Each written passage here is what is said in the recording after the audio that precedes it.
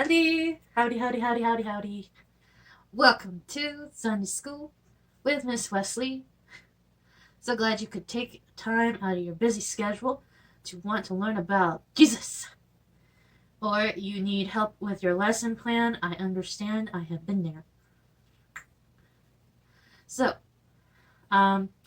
we are in our last video of our series on female heroes in the Bible, or as we are referring to it, the Shihiro series, which is Shihiro is she and heroes together. So we are learning about female heroes, and we are on our last hero that I have picked out, and her name is Anna. Now, Anna is not used very often, so some people might not know who she is, but she is in the second book in Luke, right after Jesus is born. She has a very small part to play, a very small piece in the history of Jesus. And it's not a big part, but she is a hero nonetheless. Anna was a woman who had lost her husband 7 years after she had gotten married. Her husband had died. And for 44 years, she had been a widow. And she was a prophetess. A prophetess like Deborah, but she wasn't a judge. If you need to know about Deborah, go further back in the Shihiro series. We did Deborah. She was a judge. So you can learn about her. She's awesome. But Anna had devoted her entire life to God. She spent night and day at the temple praying. She fasted on a regular basis. She devoted her entire life to God. So this story takes place right after Jesus is born, and Mary and Joseph have taken them to the temple, and there is a great many people that have spent their entire lives waiting for Jesus. And in walks Mary and Joseph with Jesus, the Messiah. And Anna gets a chance to witness Jesus coming in. And when Anna sees him, she comes up and she begins to say, praise Jesus, and to tell everyone of his ability to give redemption. So Anna celebrated, and that is why she's a hero. I know that's a small thing. I am telling you that Anna is a hero because she celebrated. She celebrated Jesus. And in so much time, and I want to give you a context of why this was so important. That since the beginning of time, when God said that he was going to send his son to save the world, there has been people waiting for Jesus. And the Jews, they took this and they told it to their children. They passed this story down that the Messiah was coming and he was going to save us. And it went from person to person, and it was in the temple for forever, and everybody heard it. And by the time that it reached when Jesus was born, a lot of people has said that because of false prophets and people saying stuff, a lot of people had began to not believe that the Messiah was ever going to come. But there was a few that were holding on to hope, and they were rewarded with Jesus coming in, and they got to see him as a baby, and it means so much to them that they got to see the prophecy being fulfilled. And to celebrate Jesus is not only one of Anna's greatest, it was one of her greatest feats, but it is ours as well. I know we look at Christmas. Yes, this was recorded during Christmas time. But Christmas is not just one day of the year. It should be a celebration every day because of the importance of it.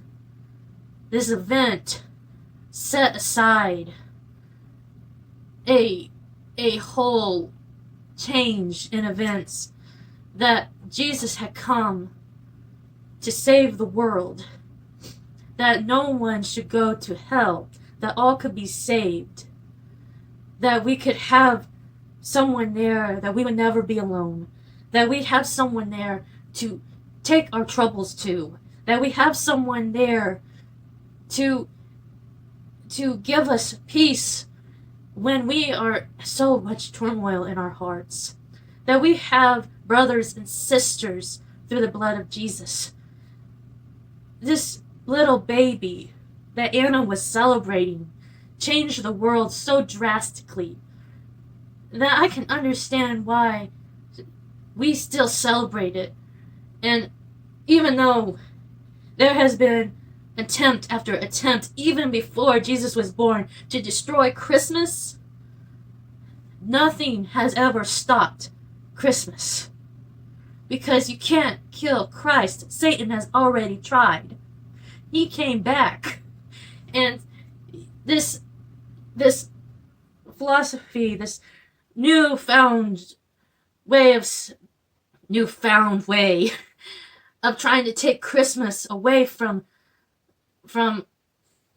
Christians or whoever wishes to believe, it can't be done. I'm sorry, it can't. Because you can't take away Jesus. For centuries, for a millennium, for more than a millennium, they have waited for Jesus. And you just can't. If he could, do you not think, if we waited that long, and if it's continued even after that, even through wars and through the Middle Ages and through so much, that you're going to stop it now, you got another thing coming. Because we are going to celebrate, just like Anna celebrated Jesus. Because the importance is more important than any man or any thing this world has to offer. Christmas in itself has an essence to it. When people say there's a spirit to Christmas, even though Jesus technically wasn't born December 25th, it is the time we set aside to celebrate the birth of hope. And so this time is a celebration of a light in a world of darkness. And it is a continuous thing that reoccurs every year, and it does rekindle the hope of humanity, because it is in its essence hope. So, I mean, if you look at it, no matter when Christmas would have been decided to be, whether we chose, let's say October 31st, or we chose in the middle of July, the essence would still be there, which is Jesus, the hope and light of the world, which is the reason why Anna was celebrating. Redemption had come. The world can be saved and is no longer has to sacrifice an animal to be able to go to heaven. And it was not just designated for the Jews. Hope had come to the world. So, that being said, and I was talking about the essence of hope, which is Jesus, there is a story. Now, this is not a Jesus story.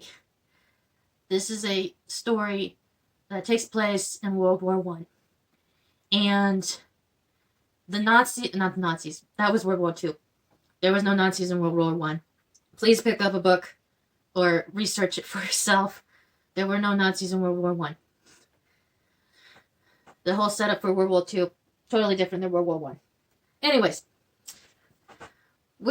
in World War I, the Germans and the English and the French were kind of at an impasse. They weren't really fighting, but they were still enemies. And they were still in their trenches, and the Germans decided to light candles and set up a Christmas tree, and they began to sing Christmas carols. And the English, this was on Christmas Day, or Christmas week. Yeah, it's the week of Christmas. And they heard this singing, and they decided to join in. And they stopped their fighting, and they were singing, and then they would yell greetings of Christmas greetings to each other, and then soon they started leaving their trenches. And they were walking across no man's land, exchanging gifts, and allowing them to take their dead and bury them, and they were gosh, there was one more thing they were doing. So they were allowing them to take their dead, and they were exchanging prisoners. No one shot at each other. They exchanged small gifts like tobacco and cigarettes, stuff like that. Food, and they would have sing Christmas carols together. But in that time that they were celebrating Christmas, no one fired a shot. No one. They were small little scrabbles, but no one was really hostile to each other. There was peace. There was a ceasefire. It's called the Christmas truce. In a way, it kind of embodies the spirit of Christmas.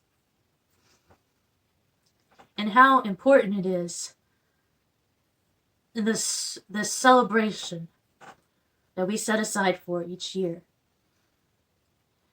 Like I said, it is in it, whether it was in the middle of July, or if it was on December 25th, or if it was in October, in its essence, which is Jesus, Christmas Day is about light and hope. And just like Anna, we should celebrate it. Because in a world of darkness, God sent his only begotten Son to be the light of the world, to give us hope. So that is my lesson. And here, every year lesson, I either do a project or a demonstration. I got a project for you. You're gonna need some scrapbook paper, because it's a party, and you're gonna need a star cut out. I recommend you use a cookie cutter if you have one big enough. If not, you're gonna have to do it by hand. Or if you're good, just go on the internet, type in star, and then go to images, and then do drawing, and you're good. Anywho, then cut it out. Then you want to make a couple of stars. You can use 2 different colors. I, of course, use 2 different colors because I'm crazy. And then you want to, of course, line them up. Wait. Okay, come on. They were just together. You all saw that. There we go. Line them up. Eat your glue. And you want to glue the stars together. Come on. And press your stars so they're happy together. That's not right. Come on, I just have to. Okay. And then press it together. So you have one side one color, one side the other color. Life was made to be different. It's special. Alright. You're going to need one of these things. Now you can write it yourself. You can have your kids write it, which is kind of difficult because they write big. Unless, of course, you write it yourself. But or you can just do it on the computer, which you can print a whole bunch of them out. And this says on it, you want it to say, as you celebrate Christmas, remember the star. There's a song out right now that's about that. Haven't listened to it. Awesome song. It's called Remember the Star. or something like that. Awesome song. Anywho, you want to put this on your star. You put it in the middle. On both sides. Do it on both sides. One on one side, one on the other. Now, if you want to draw right on the star itself, you can do that. But if you use a marker, it's going to bleed. And again, not everyone has very, what's the word? Some people's handwriting could be incoherent. No, that's not the right word. It could just be a little large, and it's a little difficult to write on the star anyways. I have tried it. Not easy. Anyways, you want to put it on one side, and then on the other side. You can also get a punch hole and make it an ornament if you want. I'm going to be giving these to my Sunday school class this year, so we'll see about that. But yeah. Don't forget to celebrate the star. You know, the light and the hope of the world. Anywho, yes, that is the lesson this week. That is the project this week. This lesson. Next week, next lesson, we'll be starting a new series. It is new series, new theme. Calling Dr. God, calling Dr. Jesus. It should be fun. If you want to review this lesson plan, go ahead and do it. You can do it on my YouTube page. There is 10 lessons in every theme.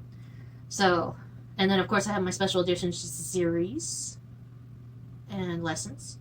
If you want to take a lookie. You can follow me on Instagram under elated for number 4. No, that's wrong. Elated to be alive. Yeah, number 2. And also on Twitter, you can follow me at the same. But I don't really get on Twitter, so. Anywho. So next week, new lesson plan. Calling Dr. God, calling Dr. Jesus. We will be starting with, the cure-all. Will be our next lesson. So, I love you guys. God loves you. And remember, no matter where you are in life, you are loved. And there is nothing you can do about it. Absolutely nothing. So, bye guys.